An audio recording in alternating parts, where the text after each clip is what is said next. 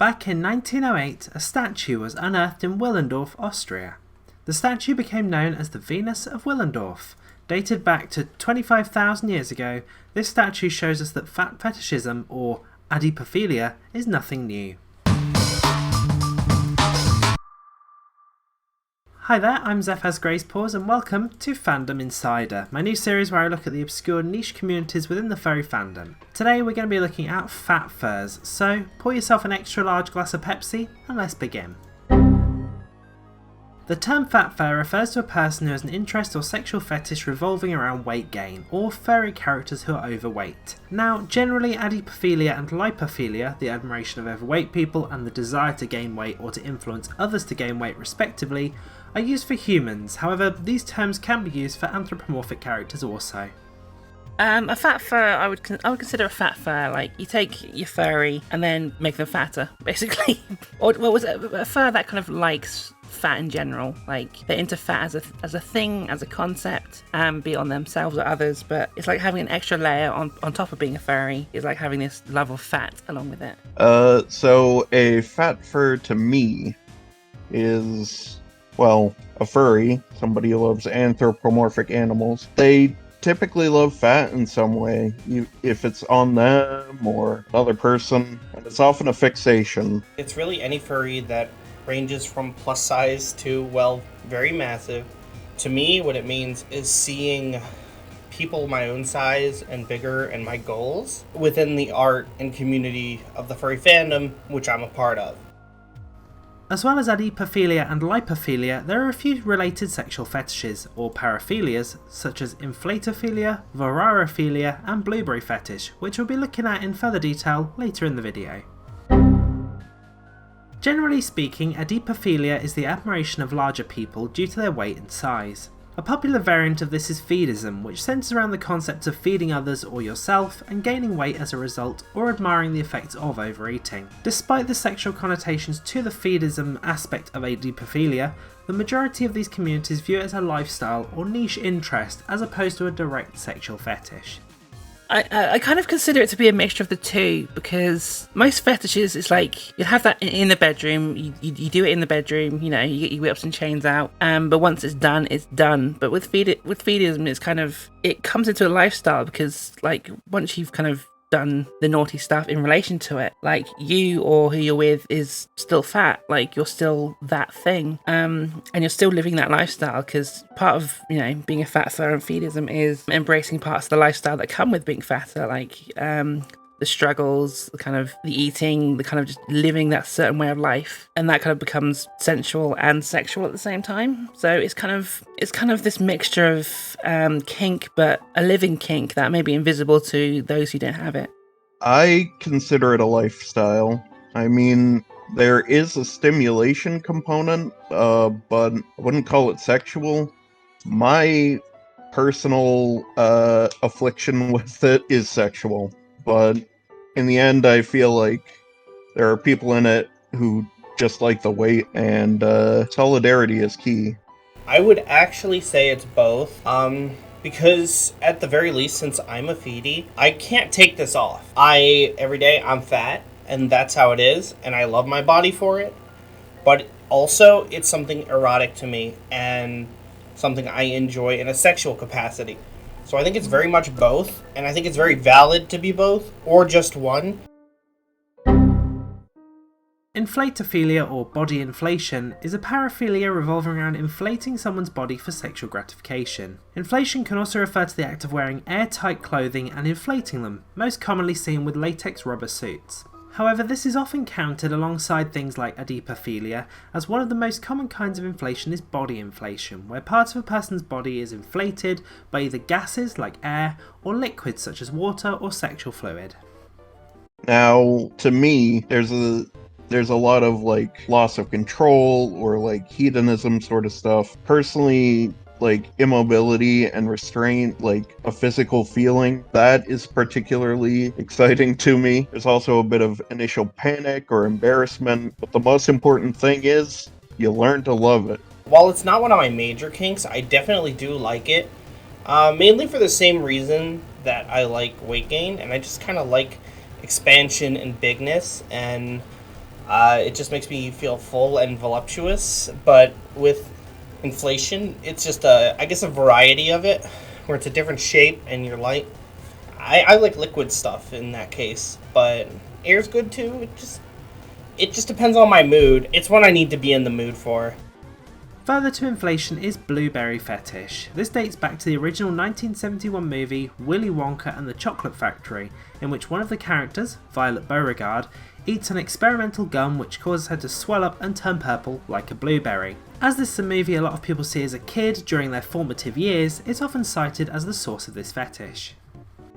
I watched the original before the remake, and that one did nothing for me. I'm not sure if it just because it looks so bad. I know it's like a formative for a lot of kind of people of my generation and older, but I think the newer one probably had more effect on me because when that came out, I was kind of in my kind of formative years, and it looked a lot more realistic. But yeah, I think the remake kind of definitely did more than the original did, because it did kind of seem more like kind of swelling and growing as opposed to just look at this suit inflate, which kind of didn't really have any effect. I'd say no, but there were definitely other scenes during my childhood. Specifically, the one I remember the most is actually a Family Guy episode. The one where Peter Griffin becomes muscular, but then he like falls into a lard vat and ends up drinking all the lard in there and becoming fat again. That's like a chicken or the egg question, right?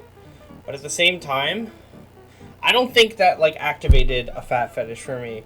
I have to be very much in the mood for a blueberry thing, but I do think it affected me because where would I think up that expanding into a big old round blueberry would be something I find hot? I don't think that would have happened without that scene kind of existing. Voreophilia, or Vore, is a paraphilia often associated with weight gain, as it's the erotic desire to eat or be eaten by another person or creature. Naturally, Vore fantasies cannot be acted out in reality and instead are mostly confined to art or stories. Vore is distinguished from a cannibal fetish, as usually Vore fantasies involve the subject being swallowed whole, live. Following the ingestion, the enlarged belly of the consumer is often drawn or described in great detail within the media. Well, personally, I like the digestion aspect. The whole morphing into fat on somebody else's body, or vice versa. That special sensation of warmth, and the physical feeling of, like, hugging someone's body forever. Further aspects of Vore involve themes revolving around BDSM, macro-micro, pregnancy fetish, and unbirthing. As with everything, there's a lot of negativity from people from outside the community. The 2005 crime horror film Feed is an example of a negative piece of media that revolves around feedism, in which women are held captive and force-fed fattening food, further reinforcing negative stereotypes about the fetish. As well as the popularity of adipophilia, there is still a lot of fat phobia on sites such as Twitter and Instagram, with cyberbullying being directed at plus-sized people who post photos on these platforms.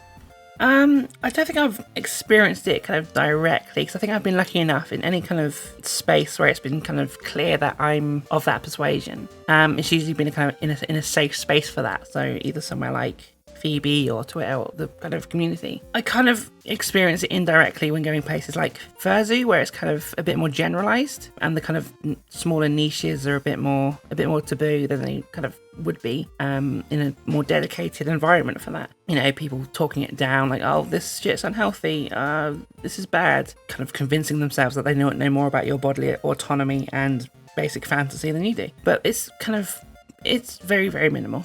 I have definitely experienced it directly. 2000s era, 2010, I was perusing a lot of internet forums. There was definitely a lot of direct hate. It wasn't good. It was a very contributing factor to my current depression and anxiety. I mean, it is getting better over time. Modern internet seems to be very accepting of this sort of stuff. So I think today's kids have it real good. I definitely have. Certain role players or commissioners have just said, no, I'm not going to role play with a fat character.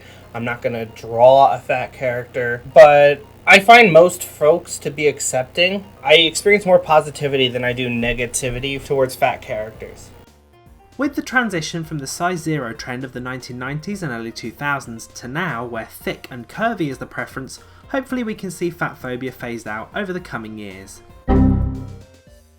As well as the obvious communities of FurAffinity and DeviantArt, there are also FatFur, Adipophilia and Feedism communities on Discord and IRC. There are also some communities created for fans of Adipophilia, such as Phoebe and Fantasy Feeder. I consider myself a bit of a Feedism veteran at this point. I'm not sure if Dimensions is still going, that was one of the OG places. Fantasy Feeder as well, that was OG. Phoebe, definitely. I think the biggest one is probably Twitter. There's a big community on Twitter. I think that's probably where you'll find the biggest bulk, pun intended, of kind of Feedism and FatFur content. Personally, I'm in a lot of closed or tight-knit groups that I don't feel comfortable letting other people into by myself. I'm not like a moderator or anything, but I will say other furs are out there. You're gonna find someone eventually. Try social media if you can, and most importantly, embrace it. You're not nearly as weird as you think. I'm not too involved in a ton of different fat fur groups. I am in a couple Discord servers for queer and gender non-conforming fetusts, as I'm a trans woman myself. I think that the best way to do it is find the groups you're comfortable in, because I very much don't like large crowds of people. So a group of about like 20 to 50 is what I'm in, and those are very nice, and I go, oh yeah, those people are my friends. But yeah, find your friends and really reach out. As well as all of these communities, which will be linked in the description, there's also a website for FatFur artwork and stories called The Roundhouse, which started in 1998 and still exists to this day, link in the description. So there we go, this was a short look into the world of fat furs and Adipophilia. I hope this has been informative and has helped shed a light on a niche part of the furry fandom that maybe you didn't know much about before. Remember, although fat furs are a niche part of our community, they are still valid, so please be respectful while commenting. I'd also like to take this opportunity to thank everyone who volunteered their time to be interviewed for this video. Remember to like, comment and subscribe, and I'll see you in the next one.